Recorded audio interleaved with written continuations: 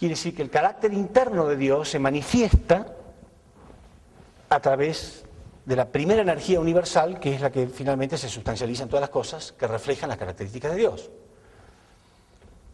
Bueno, pero además hay otra dualidad más, que es la dualidad de positivo y negativo. Todo el universo tiene esta dualidad. El género humano tiene al hombre y a la mujer. Por supuesto, negativo acá no está dicho en un contexto de negativo o malo, como bueno y malo, no, nada que ver. Es la distinta polaridad de la misma cosa, nada más, ¿no? Hombre y mujer, los animales, macho y hembra. Las plantas tienen estambre y pistilo. Las moléculas tienen catión y anión.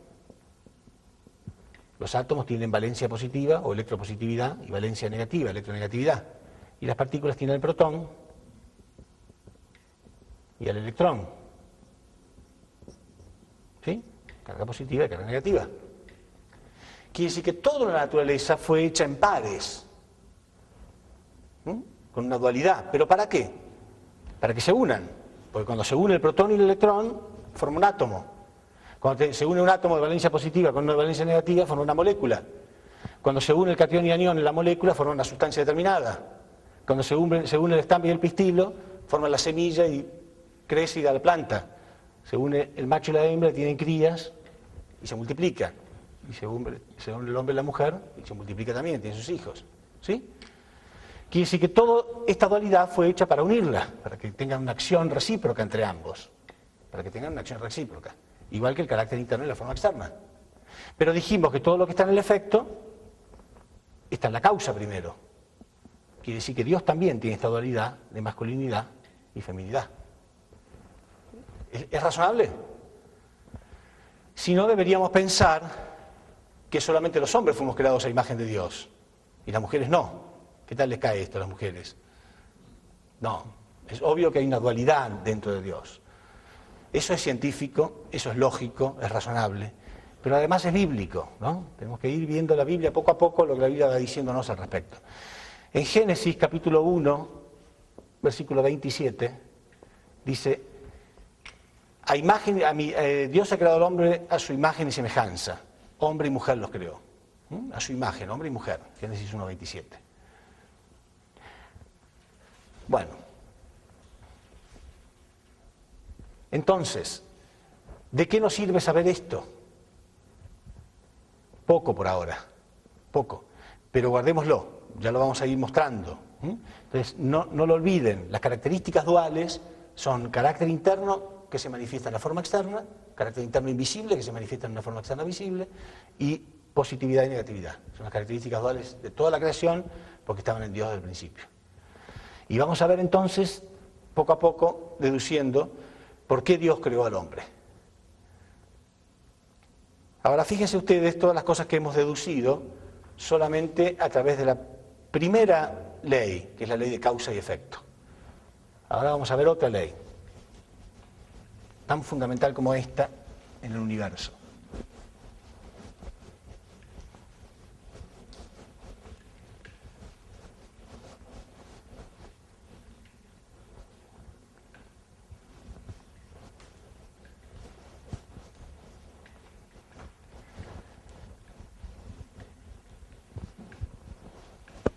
La segunda ley universal que vamos a analizar ahora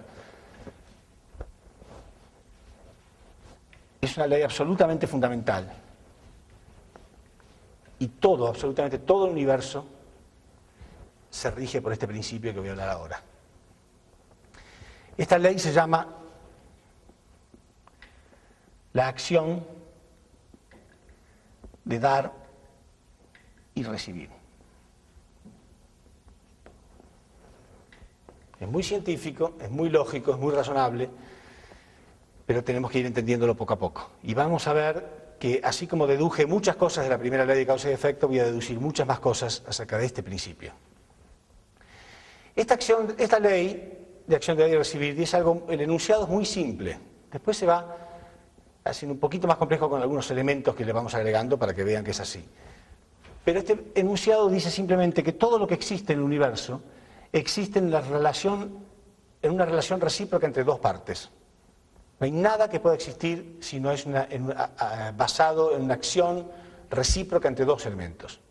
Todo. Así de simple. El enunciado es muy simple. No hay nada que exista que no esté basado en una relación recíproca entre dos partes. A esa relación recíproca justamente la llamamos dar y recibir. Por ejemplo, yo existo a través de la acción de dar y recibir entre mi mente y mi cuerpo. Esta conferencia existe en la relación recíproca entre ustedes y yo. Si yo no estuviera dando, no tendría ningún sentido que ustedes estén ahí sentados escuchando nada. ¿Sí? Entonces yo estoy dando y a la vez estoy recibiendo de ustedes su atención y su comprensión. Pero del mismo modo tampoco tendría sentido que yo estuviera hablando si no estuvieran ustedes escuchando. Y así que no existiría conferencia a menos que haya ambas partes. A una de las partes la llamamos sujeto,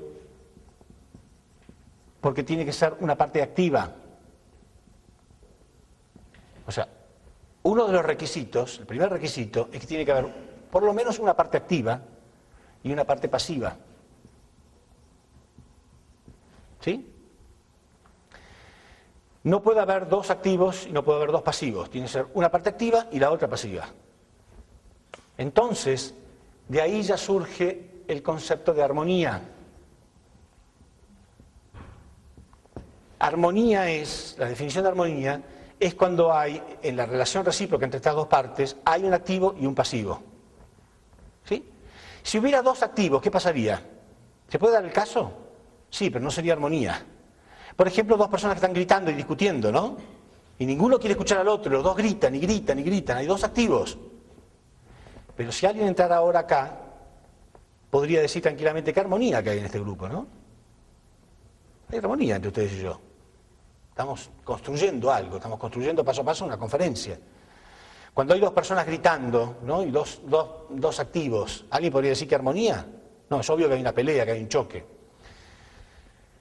Entonces, tiene que haber un sujeto y la parte pasiva se le llama objeto. Yo estoy en la posición de sujeto porque estoy en la posición activa, ustedes en la posición de objeto porque están en la posición pasiva. Ahora, ¿qué pasaría si alguien hace una pregunta? Si alguien del público hace una pregunta, yo automáticamente me callo para escucharlo. ¿Por qué? Porque esa persona pasó en la posición activa, entonces yo para mantener la armonía paso en la posición pasiva automáticamente. ¿Vieron cómo practicamos eso sin darnos cuenta, no? ¿Sí? Yo estoy hablando y alguien de pronto hace una pregunta, ¿no? Un alumno hace una pregunta, levanta la mano, entonces el profesor se calla y el alumno hace la pregunta. Él pasa en la posición pasiva porque el otro pasó en la posición activa. Entonces, seguimos manteniendo este principio universal. Entonces, para que haya dar y recibir, vamos a ver después todo lo que deducimos de esto, ¿eh? Para que haya dar y recibir, hace falta, el primer requisito es que haya un activo y un pasivo, por lo menos. ¿Sí? Puede haber muchos, como ustedes, pero por lo menos uno y uno. Primer requisito. Segundo requisito, que ambos trabajen en el mismo nivel. Esto significa, estar en el mismo nivel, significa que el objeto debe ser capaz de responder en la misma medida que el sujeto le da. ¿Sí? Porque si ustedes tuvieran 2 años de edad, no podrían responderme, no podrían responderme con atención y comprensión en nada de lo que yo estoy diciendo. Y sí que el primer requisito, un activo y un pasivo. Segundo requisito, que sea capaz el objeto de responder en la misma medida que el sujeto le da. ¿Qué dice la ciencia? A ver, vamos a poner un ejemplo científico. En física se habla del principio de acción y reacción.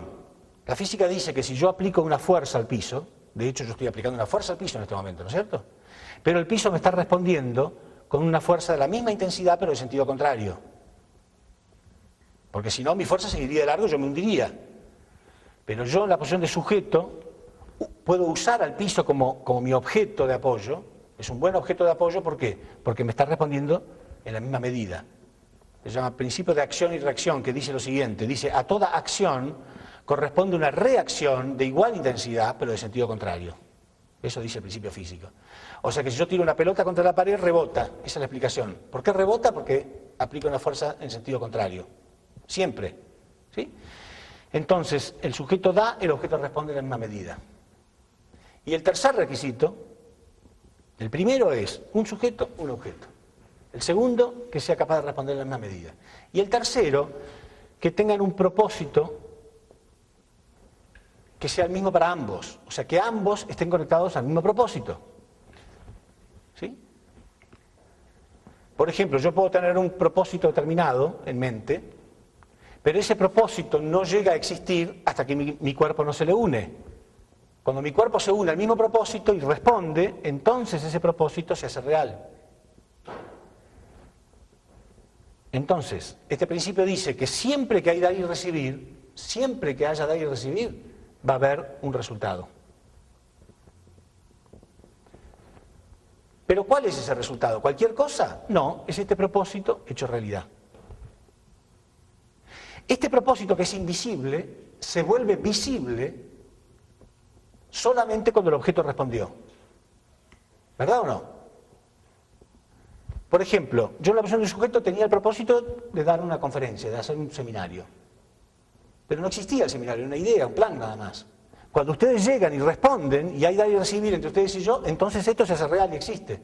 ¿Entendió bien? Yo tengo ahora, por ejemplo, en mente, mi mente en la posición de sujeto. Y el cuerpo en la posición de objeto. Mi mente ahora tiene una idea.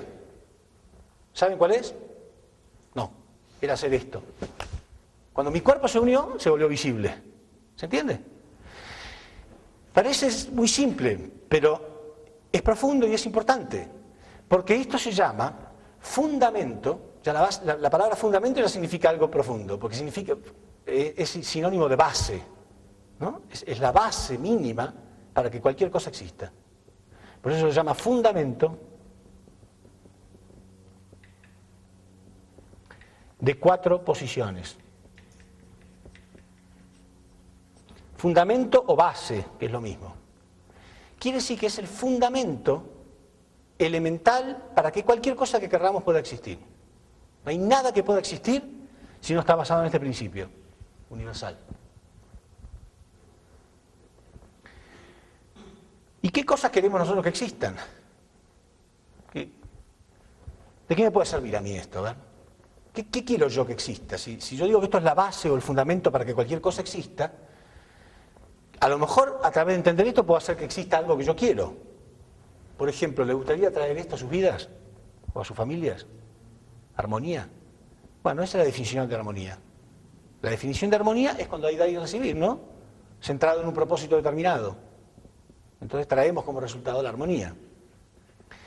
Pero donde hay armonía, hay belleza. ¿Qué es la belleza? Nunca se pudo definir exactamente lo que es la belleza. Pero hay belleza cuando hay armonía entre dos partes, automáticamente. Siempre que hay armonía en una pintura, en un movimiento, por eso vemos belleza. En realidad cuando vemos una bailarina de ballet, ¿no? Si baila muy bien, que parece que dominara la fuerza de gravedad, porque parece que flotaran, ¿no? Uno dice, qué belleza. ¿Por qué? En realidad lo que está diciendo es qué armonía. ¿Qué armonía hay entre su mente y su cuerpo? Porque en realidad mi mente le puede dar las mismas órdenes a mi cuerpo que una bailarina de ballet. La diferencia está que mi cuerpo no va a responder. ¿Entienden? Entonces sería una torpeza. Pero cuando el cuerpo responde, uno dice, qué bárbaro, qué armonía. En realidad lo que dice es qué belleza. Pero está diciendo qué armonía. Son la misma cosa. Donde hay armonía hay belleza.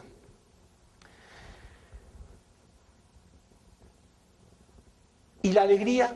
¿Cómo surge la alegría? ¿No son cosas que quieren llevar ustedes a sus vidas? ¿No son cosas que todos queremos? ¿Cómo surge la alegría? Tiene que haber algún principio detrás. Bueno, lo vemos desde chiquitos, ¿no? Cuando uno quiere algo, por ejemplo, desde pequeño uno quiere aprender a andar en bicicleta. Porque siente que se va a divertir, ¿sí? Que va a ser más libre, que va a poder ir donde quiere. Y ahí toma la bicicleta y se cae, se lastima, ¿no? No puede mantener el equilibrio. Al principio nos cuesta un poco, ¿no es cierto? Quiere decir que nosotros en la posición de sujeto no logramos que el objeto nos responda. Nos lastimamos, nos caemos. Pero cuando empezamos a dominar el objeto, cuando hay armonía entre el objeto y nosotros, entonces experimentamos algo que lo llamamos alegría. ¿Para qué quiere el chico andar en bicicleta si no para sentir alegría?